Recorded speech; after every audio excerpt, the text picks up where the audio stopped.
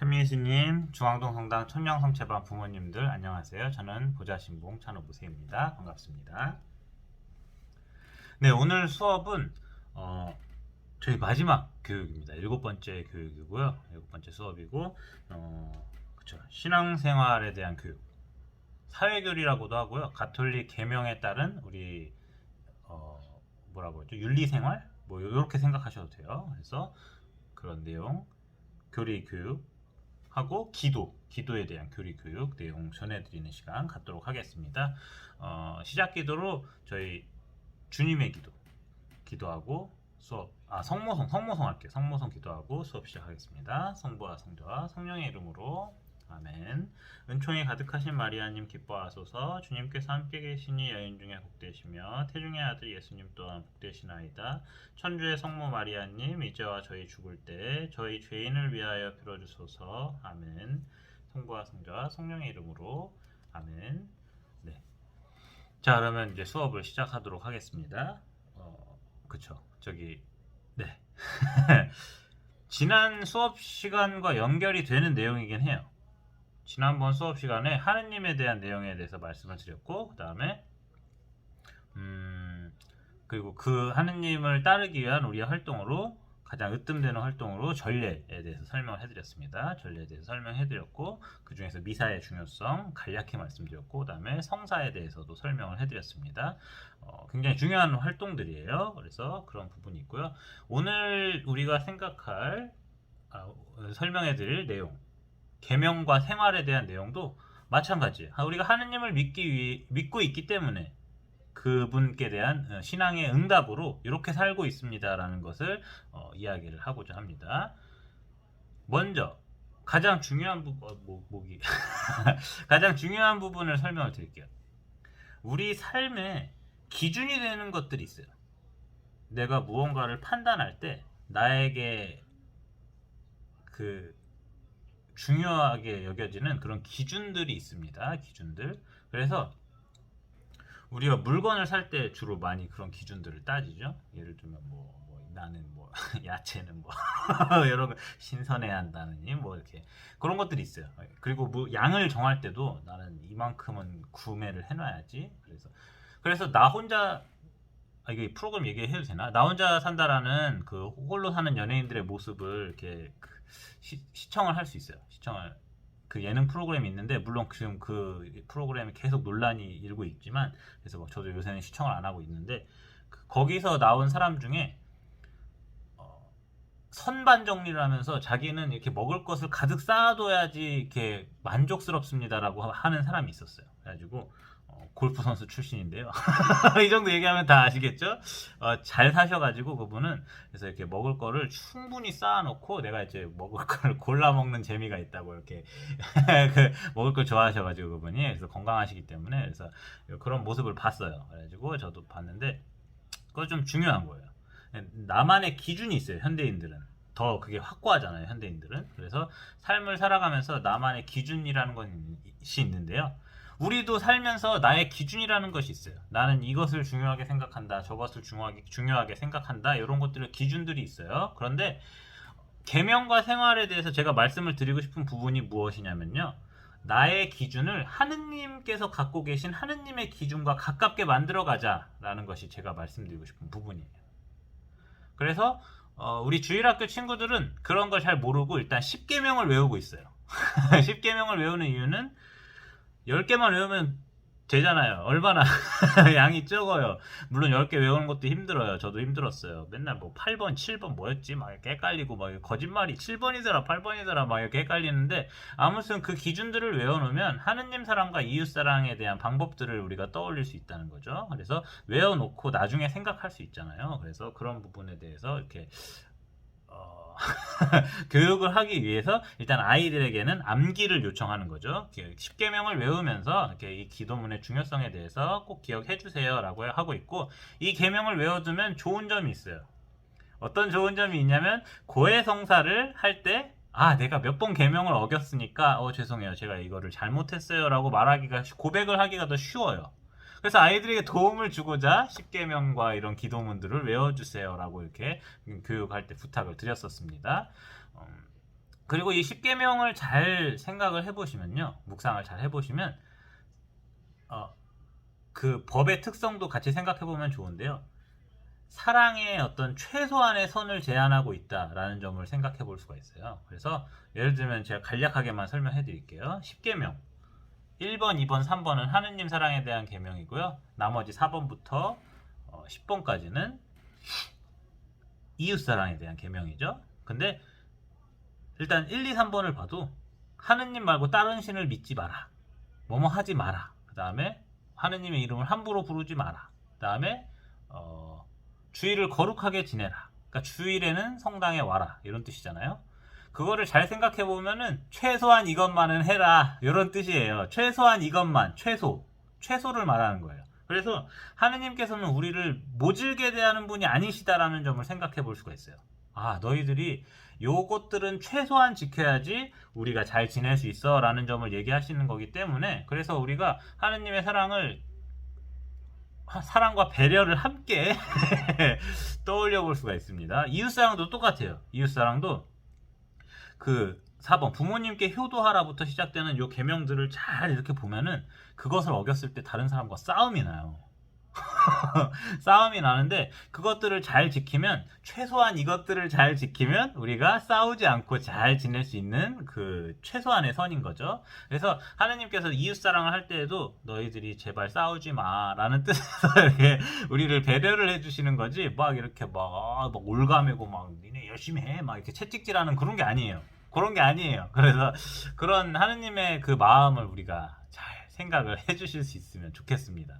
실제로 그렇게 생각하고 떠난 사람들이 많아요. 이렇게 뭐랄까, 뭔 계명이야, 뭐 내 인생 내 맘대로 사는 거지, 뭐 간섭이 이렇게 많어 막 이러면서 이렇게 하느님 나 안 믿을 거야, 귀찮아 죽겠네 막 이러면서 떠난 사람들이 많아요. 실제로 그렇게 많고, 하느님의 계명을 좋게 바라보지 않고 왜 나한테 명령하는 거야 뭐 이런 식으로 생각을 하는 사람이 있어요. 뭐 그럴 수는 있어요. 사실 그렇게 생각할 수도 있을 텐데 제가 그것까지 뭐 말릴 생각은 없고요. 하느님께서 그 계명을 우리한테 제시한 이유는 간단한 거죠. 하느님께서 사랑이시다라는 점을 떠올려 보면, 아, 사랑을 실천하기 위해서 우리가 이 정도를 해야 돼라고 알려주시는 거라고 생각을 해주시면 좋을 것 같아요. 그래서 하느님의 그 기준이 있기 때문에 그 기준에 나의 기준들과 나의 삶을 이렇게 가깝게 이동시키는 작업이 바로 우리의 신앙생활이라는 생각이 듭니다. 물론 태어나서부터 착한 사람들이 있어요. 천성이 착한 사람들이 있어요. 그런 사람들은 이미 이렇게 가까워요. 이미 가까워서 별다른 이렇게 걱정과 노력이 없이도 착하게 잘 사는 사람들이 있는데, 이렇게 아무튼 우리가 이런 분명한 기준들이 눈에 보이면 이렇게 딱 움직이기가 쉬워져요. 그래가지고 저렇게 살면 되는구나, 이런 것들이 명확하게 지침이 나오면 거기에 맞춰서 움직이기만 하면 되잖아요. 물론 꼭두각시처럼 아무 생각 없이 움직이라는 말씀은 아닙니다. 그건 아니고 우리가 하느님을 따르기 더 쉬운 기준들과 방법들이 이렇게 딱딱딱딱딱 제시가 되고 있다, 요런 관점에서 생각을 해주시면 좋을 것 같습니다.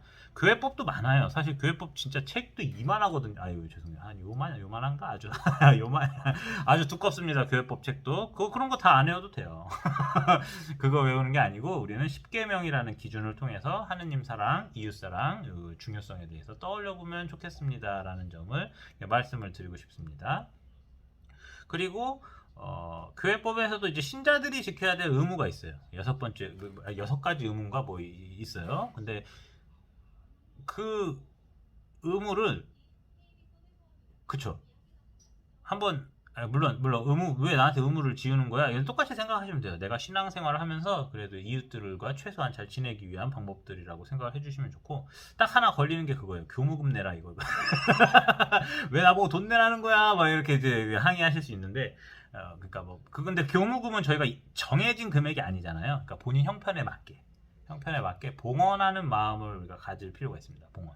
억지로 봉헌하면은 그건 봉헌의 의미가 아니죠. 그래서 내가 봉헌할 형편이 안 되면 못 낼 수 있어요. 나중에 괜찮아졌을 때 내시면 되니까, 뭐 그런 부분은 이렇게 성당 신부님들도 다 그렇게 알려주세요. 이렇게 센스껏 센스껏 하시면 되고, 그리고 의무만 있다고 알고 있어요, 보통. 저는 그래서 그건 좀 싫었어요. 왜 의무만 알려주지? 신자들한테는 권리가 있어요, 권리. 권리가 뭐냐면 앞서 제가 교육을 해드린 것처럼 성사를 받을 권리가 있어요, 신자분들은. 그래서 사무실에다가 제가 이러이러한 성사를 필요로 하는데 받을 수 있나요? 하고 요청을 하시면 돼요. 요청을 하시고 성사를 받으실 권리가 있고 신앙생활을 윤택하게 하실 권리가 있어요. 그래서 그런 것들을 자기가 하다가 어려움을 겪으면 이렇게 면담, 신부님 만나거나 수녀님이나 아니면 사무실에 이렇게 도움을 줄 수 있을 만한 사람들을 찾아다니고 상의하면서 이렇게 받으실 권리도 있습니다. 의무만 있는 게 아니에요. 그리고 의무를 잘 읽어보시면 결론이 뭐냐면 신앙생활을 열심히 하세요 라는 겁니다. 한 2, 3년 쉬면은 다 까먹어요. 진짜 다 까먹어요. 그래가지고 기억이 안 나요. 그래서 이제 성체 모실 때 왼손이었지 오른손이었지 요거부터 헷갈리기 시작합니다. 그래가지고 헷갈려요. 그래서 뭐 오른손이 뭐 중요한 손이니까 오른손으로 모셔야지 뭐 이런 거 기억 전혀 안 나요.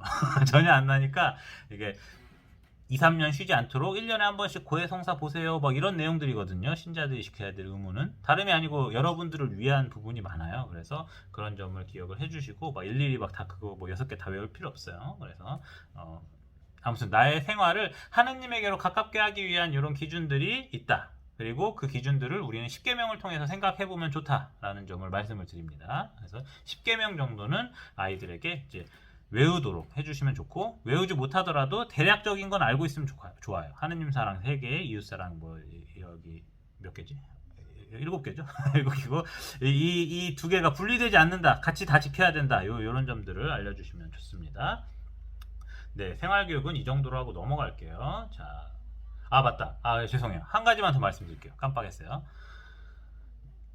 나의 삶의 기준을 하느님 중심으로 이렇게 이동시키면서 살아간 사람들이 있어요. 그리고 여러분과도 관련이 깊습니다. 여러분들은 대부분 어른들이니까 세례를 받으셨을 거예요. 그렇죠? 세례를 받으셨기 때문에 신앙생활의 중요성에 대해서도 알고 계시고 그래서 아이들에게도 같이 받자, 같이 살아가자 라고 요청하시는 거잖아요. 그렇죠? 우리들은 세례를 받으면 세례명이란 게 생깁니다. 세례명. 세례명은 내가 모시고 있는 주보 성인인 거죠. 이 주보 성인들을 생각해보면 다 이렇게 성인들이잖아요. 성인들은 본인의 삶을 하느님을 위해서 살아갔던 사람들이에요. 그러니까 제가 아까 말씀드렸던 것처럼 자기의 기준들을 몇 가지는 포기하거나 아니면은 하느님의 기준이 더 먼저지라고 이렇게 우선시 하느님을 더 우선시하면서 살아갔던 모범적인 사람들이라는 겁니다. 그래서 우리가 세례명을 다 갖고 있잖아요. 그럼 나도 모시고 있는 이렇게 주보 성인이 한 분씩은 다 있는 거예요.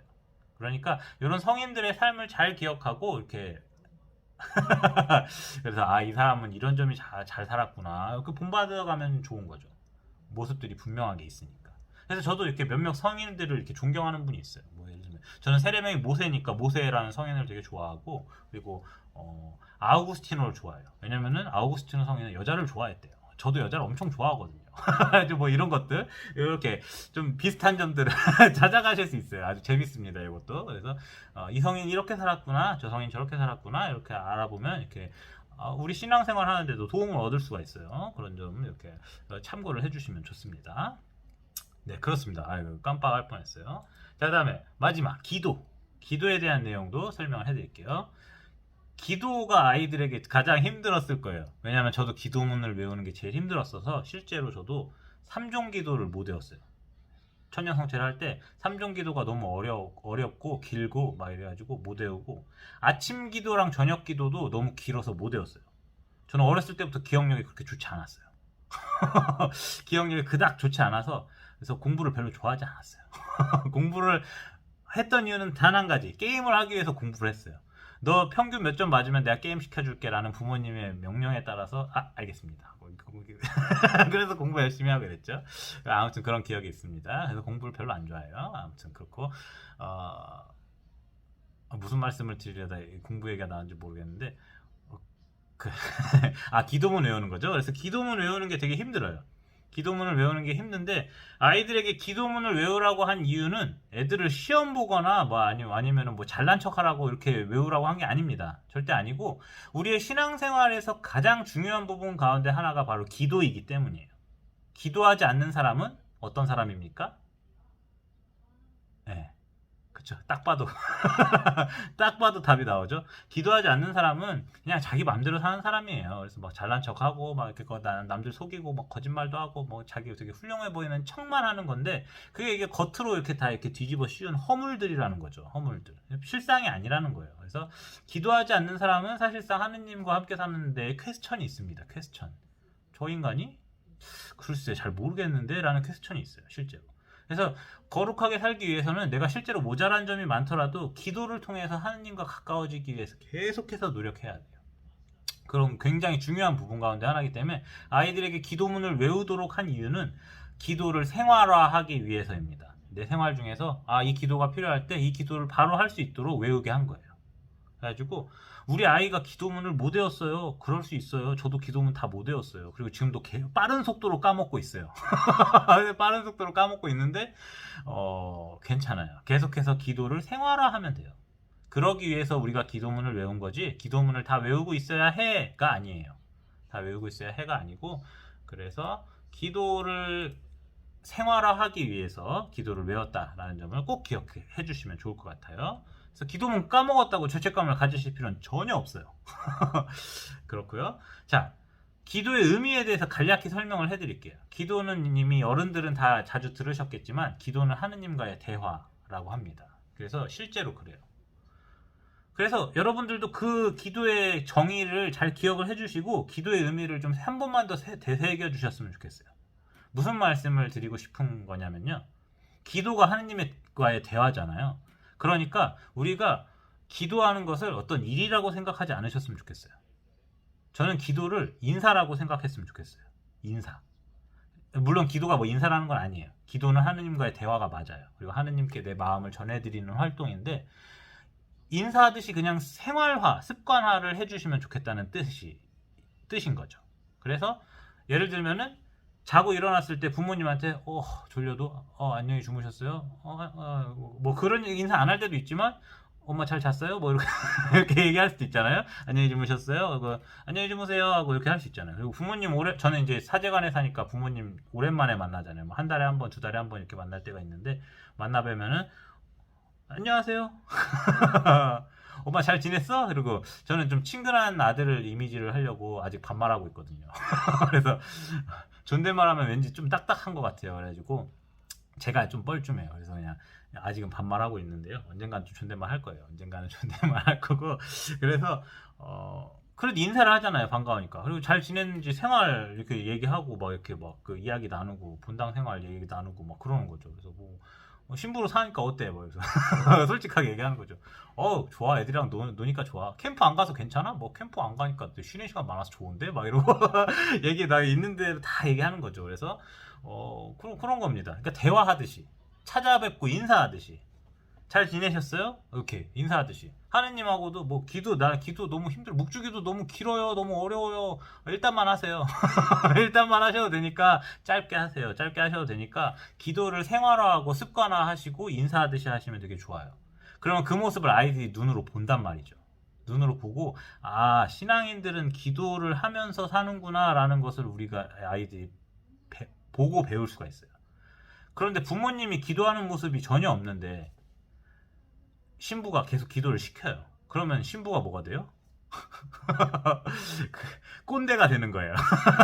너 왜 날 자꾸 귀찮게 하는 거야? 이런 인간이 되는 거야. 근데 신부가 꼰대가 돼버리는데 물론 꼰대가 많죠. 꼰대가 많은데 아이들이 기도를 하면서 살아가는 모습을 눈으로 볼 때랑 그렇지 않을 때는 완전히 달라요. 아이들에게. 그래서 이런 것들을 우리도 내 삶을 통해서 보고 보여주고 이런 것들 기억을 해주시면 좋겠습니다. 각별히 코로나 상황 중에서는 이러한 기도 생활이 많이 필요해요. 제가 봤을 땐 그래요. 그래서 기도를 통해서 우리 인간들이 해결할 수 없는 부분을 하느님께 부탁드리면서 하느님 제발 좀 도와주세요. 이렇게 우리의 마음을 아랠 수도 있고 그리고 스트레스를 그렇게도 풀 수 있어요. 그렇게도 풀 수 있고 그리고 신앙생활을 못할 때가 있어요. 미사 몇 명만 오세요 라고 국가에서 이렇게 제안을 하면 우리는 국가의 법을 따르고 있기 때문에 몇 명만 오셔야 돼요 라고 하고 막고 있어요. 저희 본당은 그래요. 몇 명 인원이 넘어가면 들어오실 수 없습니다 하고 막아요. 그러면은 나는 신앙생활 하고 싶은데 성당에서 못 오게 했어요. 이거 뭐야? 이렇게 불만을 얘기할 수 있잖아요. 근데 그러한 불만보다도 결국 신앙생활이라는 건 하느님을 믿는 거거든요. 그래서 이 상황도 하느님께서 해결해 주시기를 믿는 거죠. 기도를 통해서. 하느님.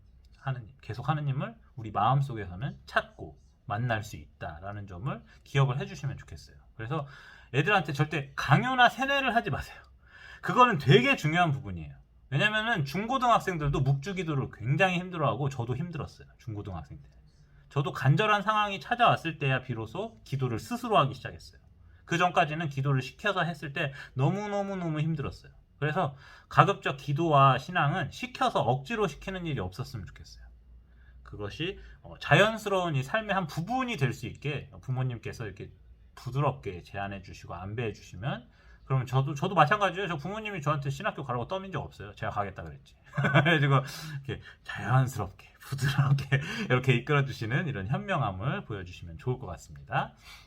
네, 오늘 교리 교육은 이 정도로 마무리하고, 그동안 고생 많으셨고 아이들 천년성체 할 수 있게 된 것 다시 한번 진심으로 축하드립니다. 그럼 건강하시고 행복하게 잘 지내시면 좋겠습니다. 안녕히 계세요.